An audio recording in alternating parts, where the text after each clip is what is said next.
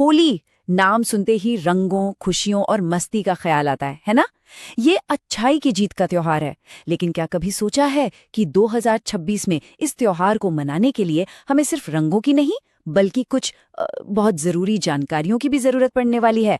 तो चलिए आज इसी पर बात करते हैं और समझते हैं कि ये त्योहार कैसे बदल रहा है। अब सबसे पहला सवाल तो यही उठता है कि भाई जिस त्योहार का मतलब ही मौज मस्ती और एकता है, उसे भला नियमों में बांधने की जरूरत क्यों पड़ रही है?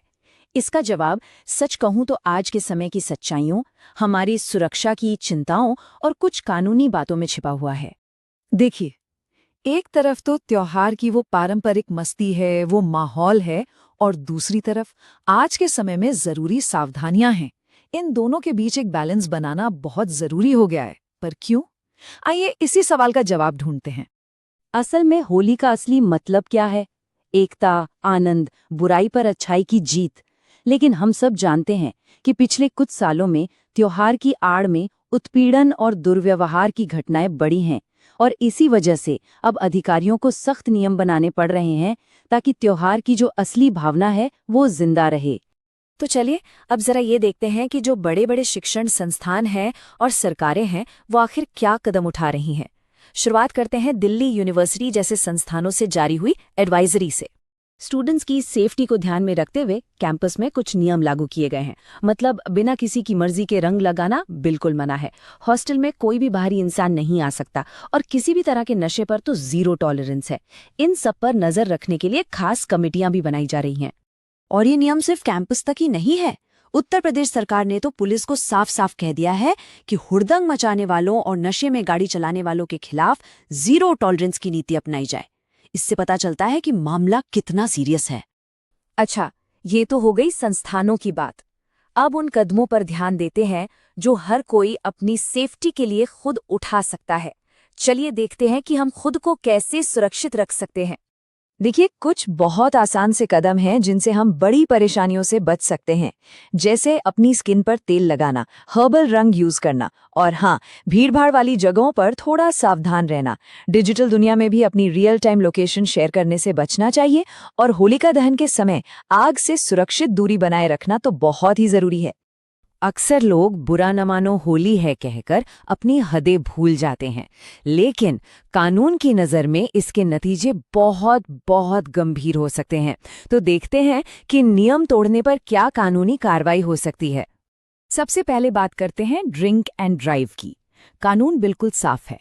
अगर आपके 100 मिलीलीटर खून में 30 मिलीग्राम से ज्यादा अल्कोहल मिला तो आप कानूनी तौर पर अपराधी हैं। ये लिमिट बहुत सख्त है, इसे हल्के में बिल्कुल नहीं लेना चाहिए। और अगर कोई इस लिमिट को पार करते हुए पहली बार भी पकड़ा जाता है तो सीधा 10,000 रुपए का भारी जुर्माना भरना पड़ सकता है। जी हाँ, पूरे 10,000। ये रकम ही बताती है कि इस अपराध को कितनी गंभीरता से लिया जा रहा है। और बात सिर्फ जुर्माने पर ही खत्म नहीं होती। पहली बार पकड़े जाने पर 6 महीने तक की जेल भी हो सकती है। और अगर 3 साल के अंदर वही गलती दोबारा की तो जुर्माना बढ़कर 15,000 रुपए और जेल की सजा 2 साल तक की हो सकती है। होली के दौरान एक और जो गंभीर समस्या होती है वो है महिलाओं के साथ होने वाला उत्पीड़न। भारतीय कानून में शीलता भंग करना एक बहुत गंभीर अपराध है। इसमें किसी भी तरह का गलत तरीके से छूना या गंदे इशारे करना जिससे किसी महिला के गरिमा को ठेस पहुंचे, सब शामिल है। और इसके लिए कानून कितना सख्त है ये जानना बहुत जरूरी है। यौन उत्पीड़न के लिए 3 साल तक की जेल, शीलता भंग करने के लिए 5 साल तक, और किसी को जबरदस्ती निर्वस्त्र करने की कोशिश करने जैसे घिनौने अपराध के लिए 7 साल तक की जेल की। सबसे जरूरी बात जो हमें समझनी है वो ये है कि सावधानी बरतना या जिम्मेदार होना त्योहार के मजे को कम नहीं करता, बल्कि ये इस बात को पक्का करता है कि होली का असली आनंद हर किसी तक बिना किसी डर या परेशानी के पहुंचे।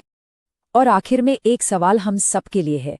हम सब मिलकर ऐसा क्या कर सकते हैं कि होली का ये खूबसूरत त्योहार हमेशा अपनी सच्ची भावना के साथ मनाया जाए। एक ऐसी होली जहां हर कोई सुरक्षित महसूस करे, सम्मानित महसूस करे। इस पर सोचना हम सबकी जिम्मेदारी है।